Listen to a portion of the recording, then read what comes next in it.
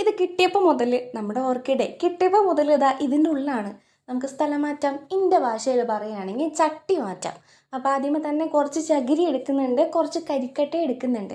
രണ്ടും കൂടി നമുക്ക് സെപ്പറേറ്റ് ആക്കിയിട്ട് ഇതുപോലെ വിരിച്ചെടുക്കാം. അത് കഴിഞ്ഞ് നമുക്ക് കരിക്കട്ട കുഞ്ഞ് കഷ്ണങ്ങളാക്കി എടുക്കാം. ഇല്ലെങ്കിൽ പുറത്ത് നിങ്ങൾക്ക് വാങ്ങാൻ കിട്ടും, അത്ര കഷ്ടപ്പെടണ്ട.